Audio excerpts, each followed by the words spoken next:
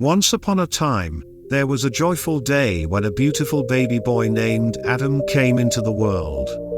The doctor wore a big smile, and the parents were over the moon with happiness.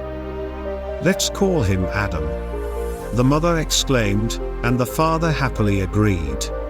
The birth had been quite complicated, so the doctor was immensely relieved that everything had gone smoothly, and the baby was full of life. As little Adam blinked his eyes against the bright lights of this new world, he saw blurry faces and heard sounds that were still a mystery to him. But there was a general feeling of warmth and welcome that enveloped him. Then, something extraordinary caught his attention. "Hey there!" A friendly angel stood nearby, wearing a warm smile. Adam had a strange feeling of familiarity, as if he had met this angel not too long ago. From what he could remember, the angel seemed like a pretty nice guy, even though the details were hazy. "Do you want to come with me?" the angel asked, that same fascinating smile on his face. Adam was a bit surprised. "What, right now? I've just arrived here. Let me explore a bit. This place and time seem pretty great to be in." "All right," the angel said, still smiling warmly. "You know, when you decide it's time not to be, I'll always be around. Goodbye for now." With those words, the angel walked out of the room, leaving Adam to begin his journey in the world. As the years passed, Adam grew into an adorable and appealing baby, loved by everyone who met him. He showed his smarts early on, excelling in school. Eventually, he blossomed into a handsome and successful young man, achieving great things in life. Yet, despite all his successes, Adam never spoke to the angel again, as he embraced the wonderful journey of his life. Throughout his childhood, Adam occasionally remembered seeing the angel from afar, standing there, waving, and offering a warm, reassuring smile. The angel was never threatening, in fact, his presence felt comforting.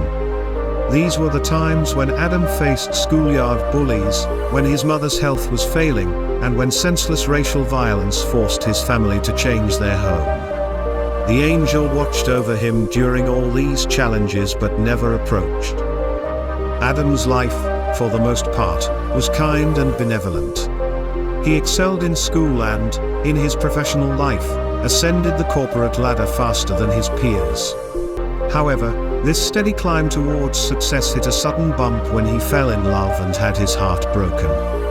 As he sat alone in a dimly lit bar, trying to drown his sorrows, he attempted to understand why she didn't see him as worthy when he'd always believed in his own worth. He was young, sensitive, and a bit foolish, contemplating the value of life and ordering his sixth drink. In that moment of despair, he sensed something instinctively. The angel had quietly taken a seat on the bar stool next to him.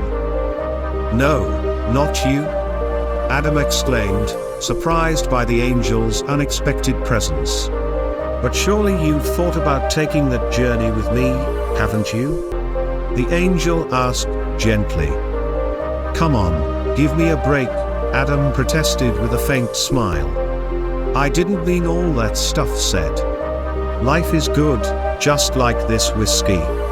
You should try it," he quipped, but the angel's gaze remained solemn. "Look here. I've got plenty of money, a future ahead, and I know how to enjoy life. This is just a rough patch. I'll come through it," Adam declared confidently. "Now, please, go away and don't show up uninvited. Let me be and let me enjoy my life." His words were a desperate attempt to drown out the overwhelming noise of his own emotions. They go through lifetimes again and again, the angel thought. How many times does one need to repeat a lesson before they finally grasp it? Well, I suppose that sums up my job description. Years passed, and one fine morning, in his penthouse, Adam raised a gun to his temple. It seemed to be his only way out. He had lost everything in a stock market crash and was still reeling from a painful divorce settlement with his second wife. His children had grown distant, finding little connection with their troubled father. Life, for Adam, had become a series of routines, mostly dull, sometimes despicable, and occasionally having a purpose. Nobody ever sought his wisdom for navigating life, and everyone seemed determined to repeat their own mistakes. Loneliness had settled in for a while. The parties, the alcohol, and even his impressive wealth couldn't excite him like they used to. Even the power he felt on the top floor of his Manhattan office building, looking down and knowing he held the fate of thousands in his pen, had lost its thrill. So, Adam was lonely and unhappy, but at least he was rich. However, on the day chaos erupted on Wall Street, it seemed like he was about to lose everything: his wealth, his happiness, and perhaps even his dignity. In that moment, the idea of not to be seemed preferable to be. Adam had enjoyed being alive for many years, but the circumstances he faced now were far from ideal. As he raised the gun, the angel entered the room with a greeting, "Hi, Adam." "Hi," Adam replied cheerfully, "you came at the right time. I'm ready not to be. Let's go." The angel sat down and said, "Well, I'm not so sure. Maybe we should wait for a while, perhaps you might reconsider." Adam explained, "You don't understand, there's nothing left for me in this life. I've seen and done it all. I'm done with this world." The angel leaned back in his chair and said, "But it seems the world isn't done with you yet, and I'm not sure if you're done with the world either." Adam's face darkened, and he sighed, "Oh God. Does that mean I have more suffering to endure? Will I be humiliated? I feel so powerless. Please, I'm truly sorry for all that I've done. I'm really, deeply sorry. Will God forgive me if I genuinely repent?" Adam pleaded. The angel asked, "Whom are you talking about?" "Your master." Adam assumed, "The God. Your master, too. Aren't you taking me to him?" The angel clarified, "First of all, I have no master. Secondly, this is the first time I've seen you remember this entity. I have no idea who this God is. Do you?" Adam stared at the angel and muttered, "I don't know. Somehow, it slipped my mind." The angel continued, "Well, if speaking to him will bring you peace, maybe you should find him and ask for forgiveness. Fortunately, I think you have some time." He glanced at his watch. "Anyway, I must go now. I have some missions to run. And maybe," he added, while walking towards the door, "before you pick up the gun again, you should pick up the phone that's about to ring. Now."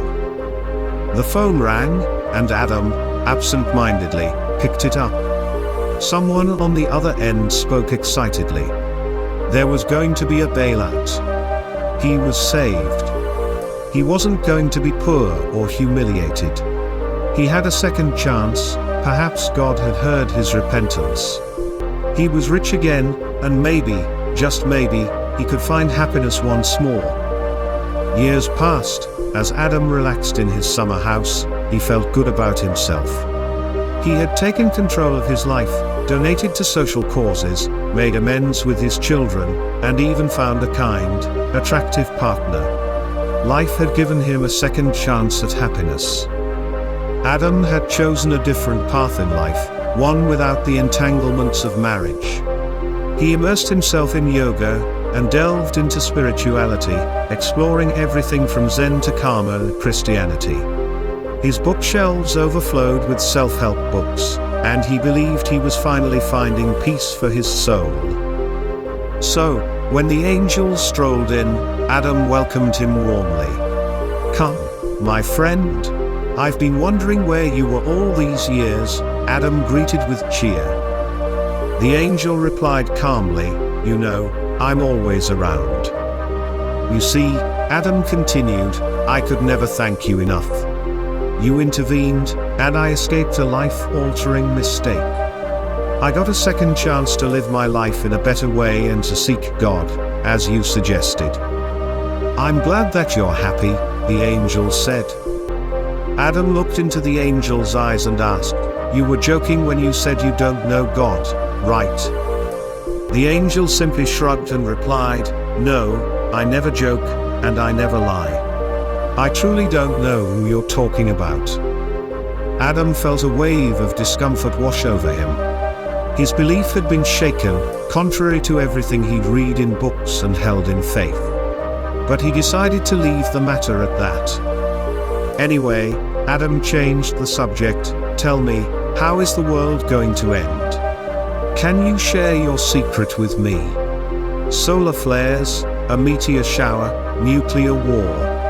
I'm actually at peace and ready to face a cataclysm. Tell me how you're going to take me." The angel took out a small book from his breast pocket, flipped through its pages and replied, "You're not on the current lists, not yet, and not anytime soon. Anyway," he continued, giving Adam a penetrating look, "I'm happy that you've found peace. You've never looked better." As the angel departed, Adam leaned his head back, content in the knowledge that he had time to do the good deeds he'd often neglected in his life. He felt blessed with the gift of a long life.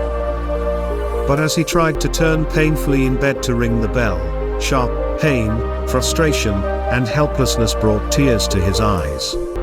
His left arm was trapped beneath him, a reminder of 7 years of paralysis. Despite his condition, he had donated a substantial part of his wealth to support paralysis research. For 7 long years, Adam had watched the world pass him by, especially the younger generation with their aspirations and dreams. Every morning was a battlefield, as he struggled to turn and get out of bed on his own. While major battles raged in the outside world, his consciousness fought an internal war against his own body, fueled by sheer willpower. Each day was a struggle he faced head-on. Throughout those years, Adam had longed for the angel, who had been conspicuously absent during some of his most desperate moments when he had wished for his presence. And suddenly, there he was.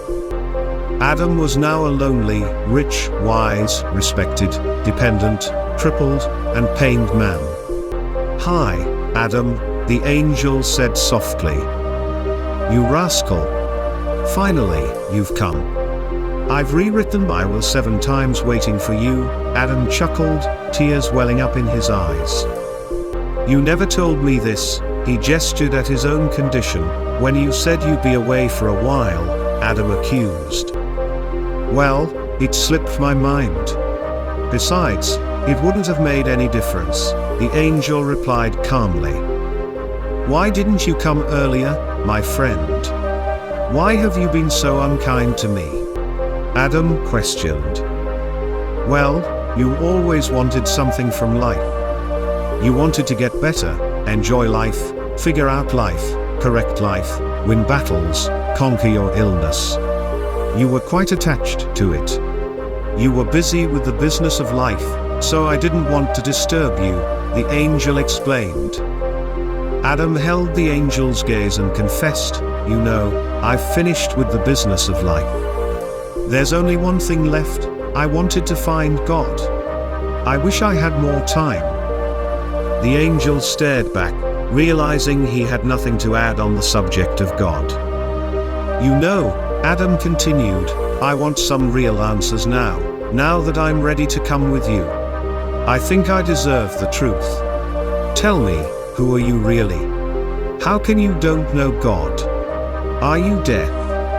Adam turned, ignoring his pain, to look directly at the angel.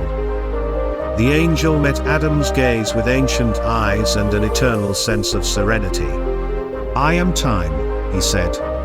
"I am the circle of time. Everything I bring into existence, I eventually reclaim. My role is to complete the circle. People, animals, lives, planets, galaxies, the universe, I bring them into being, and I ultimately conclude their existence. Everything that is created starts at a point on a circle, so the point of creation is the first step towards the point of destruction. Just as being born marks the first day on the journey towards the end of your life. Adam let out a sigh, turned his thoughts inward. Why did we start in the first place if we have to return again? He wondered aloud. Does God factor into this grand scheme of things? Especially in terms of the paths we take towards our end? He inquired. The angel replied, well, again, I don't have the answer to that. What path you choose isn't my concern. If you believe that God may guide you on that path, you will have plenty of time to explore your understanding of God in the future. Better luck next time. The angel winked and offered a comforting smile to Adam. In that moment, Adam felt an overwhelming sense of relief and tranquility wash over him. As he basked in this newfound peace, the flatline alarm screeched at the nurse's station, signaling the end of his journey through time. As the nurse wrapped the newborn baby and held him, she inquired of the mother if she had chosen a name. The teenager, exhausted from the ordeal of childbirth, couldn't muster the energy to think about her baby. She remained silent, her thoughts heavy with the near-death experience she had just endured. The nurse wisely refrained from asking any questions about the father. In the Somali refugee camp, where they had sought refuge, it was a rare occurrence to find a mother and child untouched by the scourge of HIV. The baby was fortunate, for they had been granted asylum in Europe and were now on a ship, destined to receive their visa upon arrival. As the baby gazed around, his innocent eyes fell upon a familiar face, one that had greeted him once before, smiling. Hi Adam, remember me? Want to come with me? The baby, though unable to articulate his thoughts in words, recognized the kind and familiar presence. Hey, you look kind, and I know you, the baby responded within his thoughts. The last time we spoke, I vaguely remember that I wanted to do something, to figure something out. But I don't quite remember. I need to find out what I was looking for. The baby's curiosity grew as he looked around. It feels nice to be back. This place feels welcoming. I wonder what lies beyond those walls. Is that the blue sky I see, and do I hear the sea? The angel responded with a warm smile, certainly, it seems like you have a plan.